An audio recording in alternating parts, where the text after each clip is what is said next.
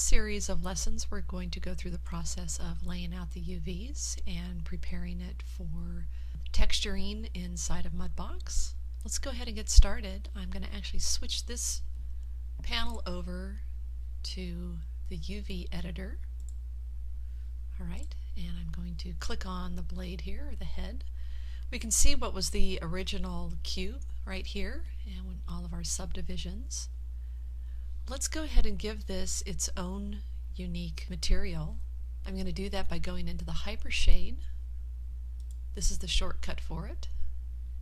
Launches here. This can also be found under Windows, Rendering Editors, and Hypershade. Okay.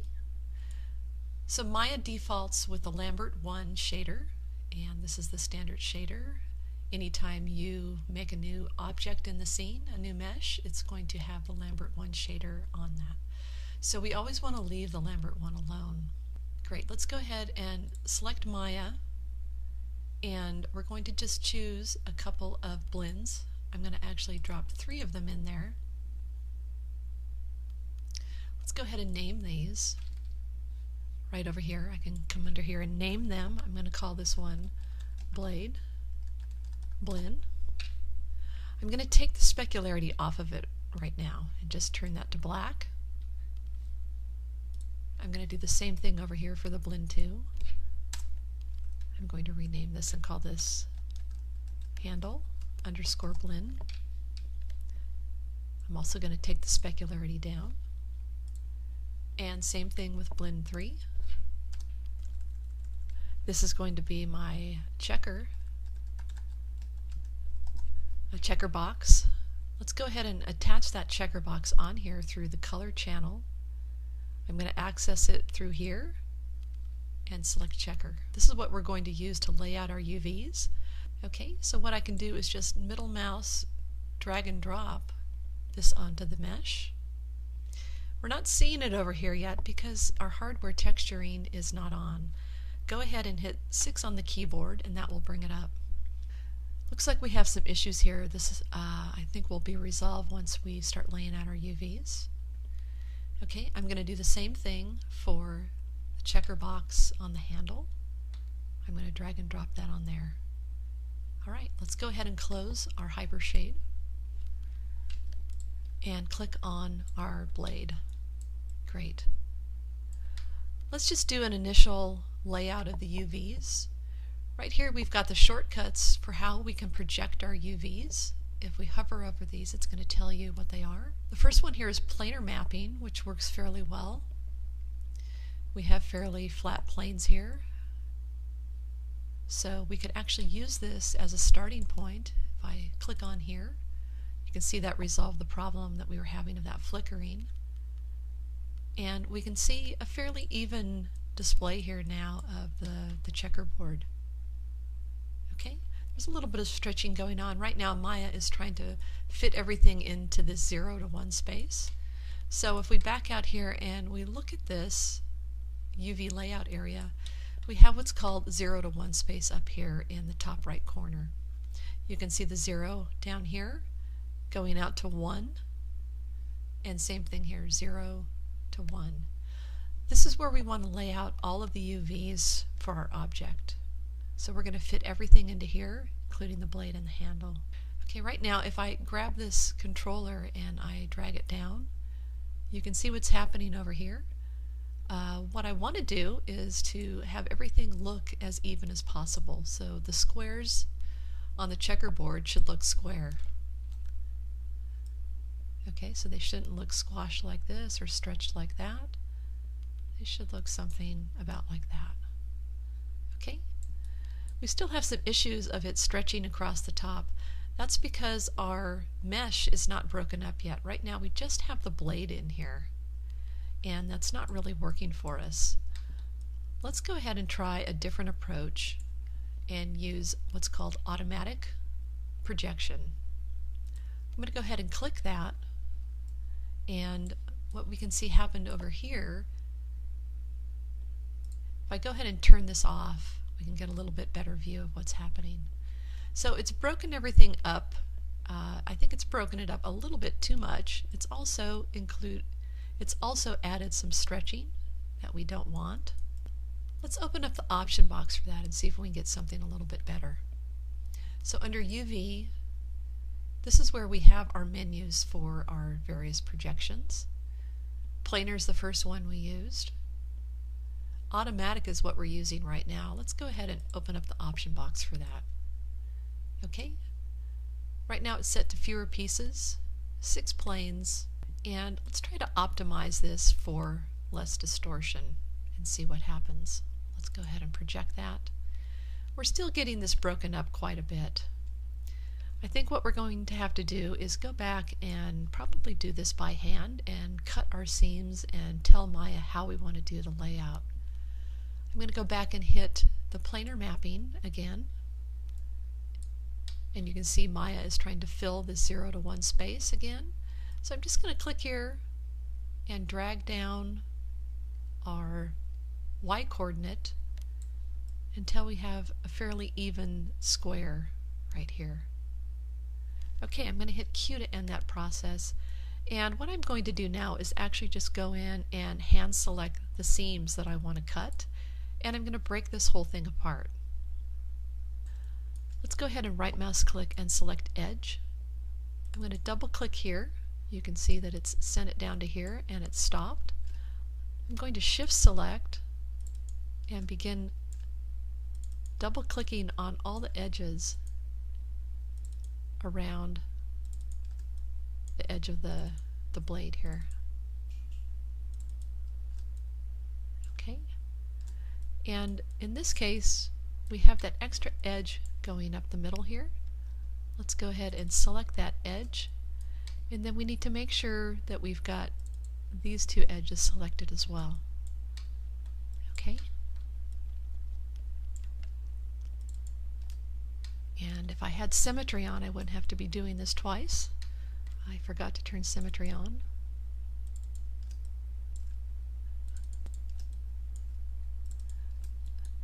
Okay, we'll make sure that we turn that on when we work with the handle. Great, so this looks like it's about done. Let's just make sure we've got these two selected here. Okay. Alright, we don't want this one selected. We don't really need this one selected here or here. I double clicked, so I'm going to deselect this one right here, holding down the Control key, and I'm going to come in here very carefully and just choose the ones on the front of the blade here.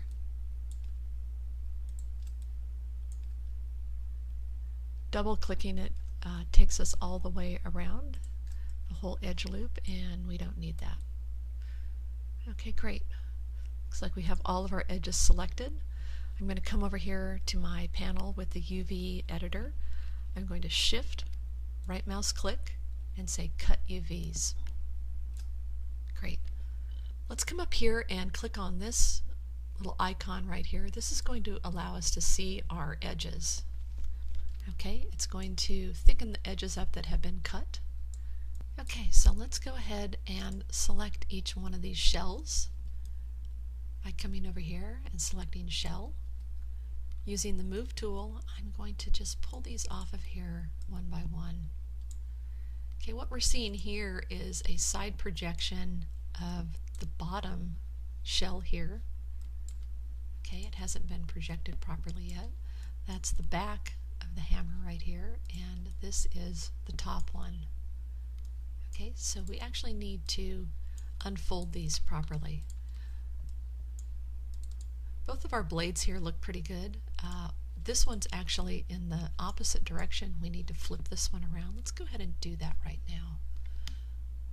We're going to use the flip selection right here. Flip it like that. Okay, bring these two together. So our sides of the blade are looking pretty good. Alright, so let's project at the top of our blade here. We can see we've got some stretching happening. That's because the projection we did is coming from the side of it like this. So it's basically just the texture is just shooting over across the top. We need a projection that's happening straight down. what I'm going to do is right mouse click, select face, and just drag a marquee across that. It's already selected them. Okay, and we're going to go ahead and hit our planar mapping. And right now it's just in the wrong position. Our gizmo's facing sideways here. We need it to be aiming down. So I'm going to go to the attribute editor, which is open, and under this rotate right here, this is X, Y, and Z. Under the X rotate, I'm going to type in 90 and hit enter. That's going to flatten that out. And we can see that Maya's trying to fill that 0 to 1 space again, so I'm just going to scale it down in Y, and we'll need to move this. I'm going to hit W on the keyboard and oops, lost my selection there, and I'm just moving it so I can see a full square there, the texture, and scale it right about there. Okay, so this looks pretty close. Oops. Alright, we'll call that square. Alright, and just going back to the move tool, I'm going to take this and tuck it down here for right now.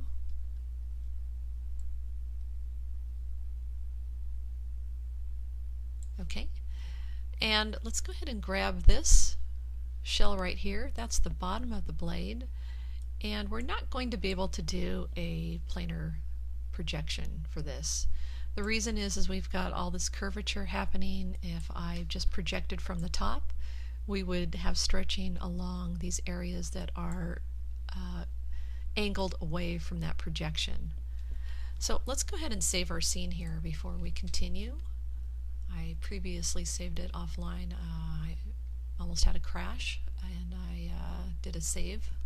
So let's go under Save Scene As, and what I usually do here, I usually just tag on what I'm doing. So we ended up with Axe Model version 02, so I'm just going to go underscore UV underscore version 01, okay, and hit enter. Actually, let's make sure it's a .ma.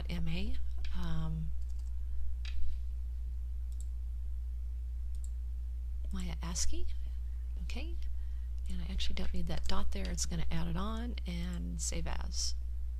Okay, let's just double check up here to make sure that we've got our Axe Model version 02, UV version 01.ma. Great. Okay, you can actually experience some crashes when you're working in the UV editor here. It's not uncommon, especially when we're about ready to do a 3D unfold. That gets a little dicey. So let's go ahead and with these selected here, actually we need to select the UVs. So right mouse click, select UV, drag a marquee under that. So that's going to grab all the UVs for this particular shell. Let's hold down the Shift key, right mouse click. We're going to get this marking menu, and we're going to go straight up to unfold. Great, that actually looks pretty good. Okay, I'm going to hit Q on the keyboard and then W on the keyboard and just slide this over until I can see a checkerboard happening in the middle here. So we do have a little bit of stretching. It's not too bad. Let's go ahead and hit R on the keyboard and see if we can scale that a little bit more to fix it. Okay, that actually looks pretty decent. So the 3D unfold works fairly well. If we need to, we may have to come back and just cut this up right here and possibly right here and just do a couple extra projections. Okay, but for now, let's go with this. I'm going to bring it down here, tuck it in right there, and I'm going to just go ahead and angle this over here like that. So I just use the back and go backwards and forwards here for rotating it around. Okay, great. So that leaves the back of the blade right here. Let's go ahead and select the UVs, drag this over here. I'm going to just do a quick save. Control S will save. If you're on a Mac, it's Command S. Shift right mouse click, unfold. And this is what happened to me last time. I got kind of stuck in this mode here. Let's see if we can get it to resolve itself. So it's not crashing. It looks like it's just down here it says 50% and it seems to be hanging right here. There's not really a way to kill that process other than I'm just going to get out of that and do this projection here. And let's go ahead and get that into place. So we need to rotate it. Okay, so where it says 90 here on that y-axis, I'm going to hit 0. And we can see that it's facing the right direction right now, but it is not covering the full back of this shell here. Okay.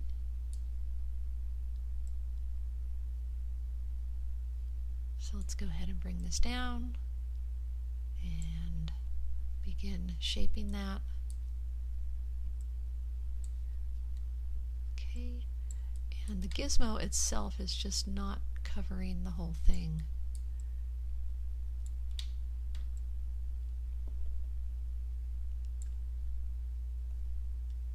Okay, I'm actually going to line it up with the camera here, and I'm going to do a camera projection, see if we can get it a little bit better.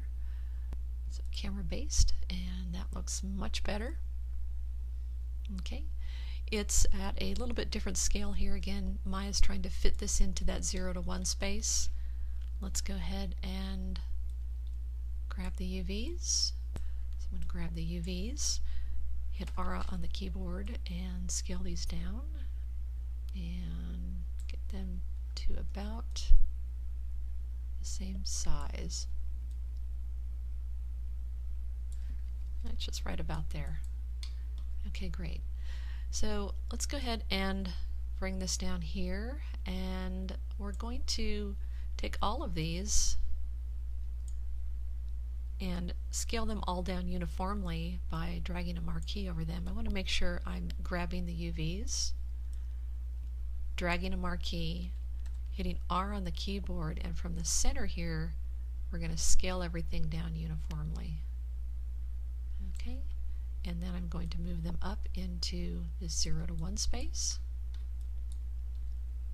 and get those to fit inside.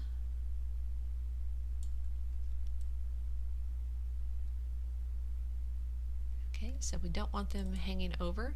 So I can also double click on these, the individual shells, and grab them, move them around.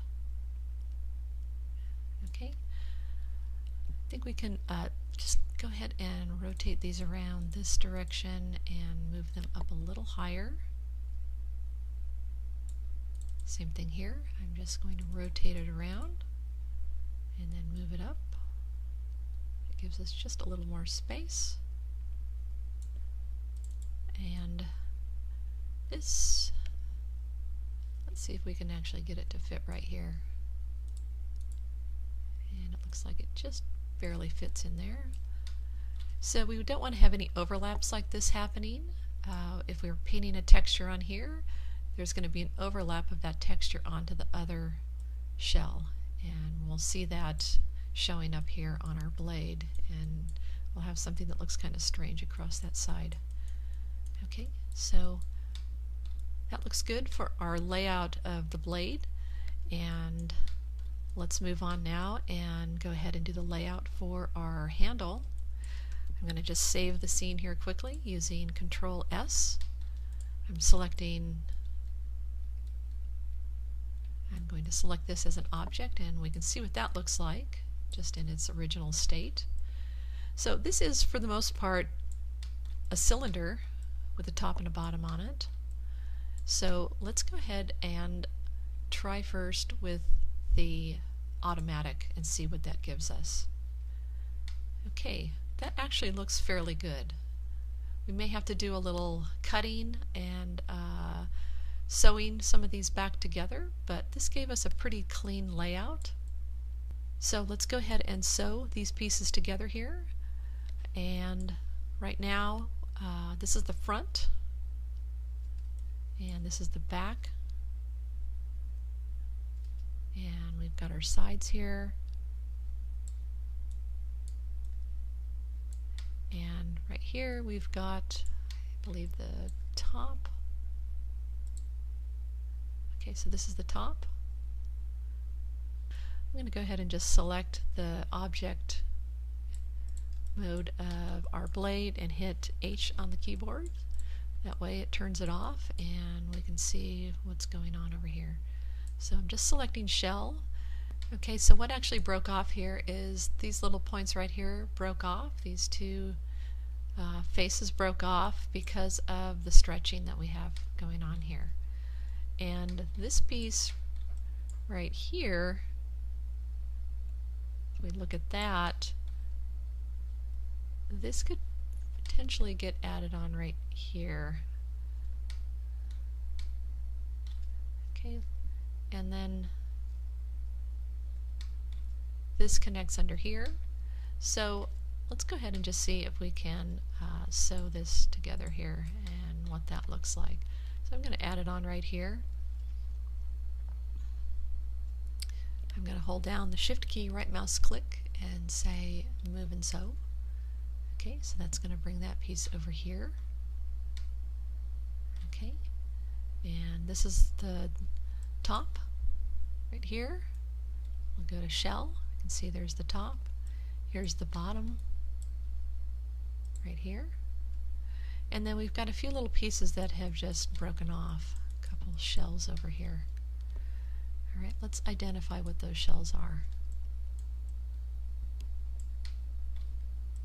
Let's highlight them here and come over here. So it is the inside of our of the hole we made. We could probably piece these together. Okay, let's go ahead and go to Edge. Select this edge. We can see the corresponding edge is already highlighting. So over this one I'm just going to go Shift, right mouse click, Move and Sew. And let's see where these two are. So this one here, I'm going to Move and Sew and Move and Sew. Great. Let's go to UV, double click on it, and move that down here. Okay, so we have this unfolded now, and we've got some waviness going on here. I'm going to save the scene here and select the UVs and Shift, right mouse click, Unfold, and that just sent it all the way over there. So it didn't fix that waviness. Let's go ahead and just undo that, and I feel like we could just probably grab this whole row here and straighten them out like this. So I'm just using the scale tool and dragging the Y axis to the center here to flatten those out. There isn't really a reason why they should be doing what they're doing there. Okay, let's unless of course we've got, let's go back to UV here. We may have them sitting on top of each other. Okay, we don't. Alright, so I actually want to locate these right here in the scene. Okay, so those all stayed connected right here. That looks good. Okay, and I think this is about as much sewing that we can do without creating some additional distortion. We could come in here and see what happens if we connect these two edges here with the other side. Okay, so we got some overlapping here. We could rotate that, but I think just leaving these two separate here, and we can't really connect these with this edge over here just because we've got the curvature happening here and we don't have that same kind of edge flow happening on this side. So this is our layout for our handle. I think that's going to work pretty well. Let's go ahead and grab the UVs, and for now I'm just going to pull them down here. I'm going to come back into the scene here, right mouse click, just go back to object mode. In my outliner I'm selecting the blade and hitting H on the keyboard, so we can see that now, and I'm shift selecting the handle. Okay, so we can see what's going on here. We're going to have to do a little bit of scaling and moving around to get all of this in here. I'm going to select the UVs on this one and just drag a marquee and probably scale these down just a little bit. Okay, I'm going to take these one at a time and move them up and use the rotate tool and rotate these into place.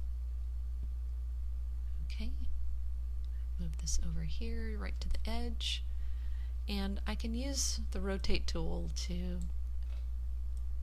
even that out a little bit. Okay, and that way I can push these right up as close to the other one as possible. So I'm going to adjust these just a little bit, even these two here. I'm really going to try to maximize my 0 to 1 space here.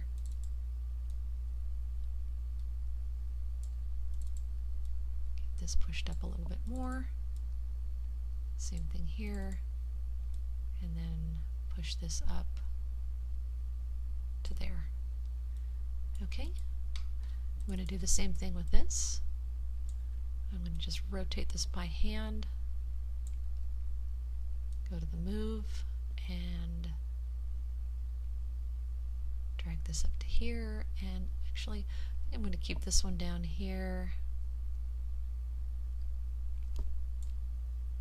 And let's see about rotating it a little differently.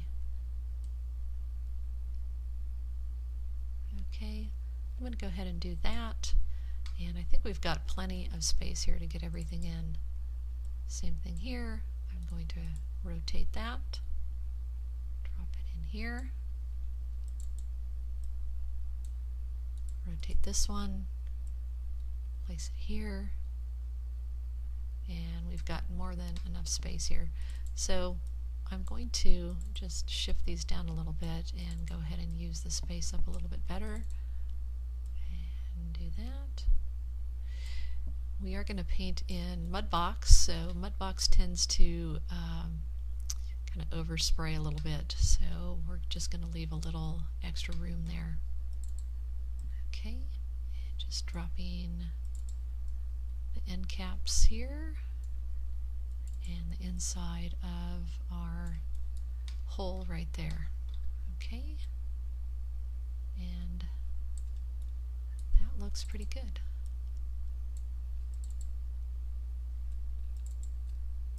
So I just shift selected that one to bring them down together.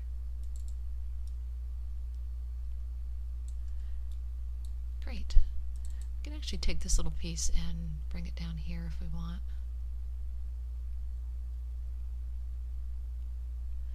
And I'm going to just change a couple things here. Move that there. And put that here. Alright, so with this in place, I'm going to go back to object mode here and shift select these in our scene. I'm going to go ahead and just save one more time now that we've got everything in place. And overall, this looks pretty clean. Things look like they are lining up the way they need to. And to end this, we're going to just create a UV snapshot of this by coming under Polygons, down here at the very bottom, UV snapshot. Okay, so this size for the X and Y is actually very important. This is going to set the resolution for our object.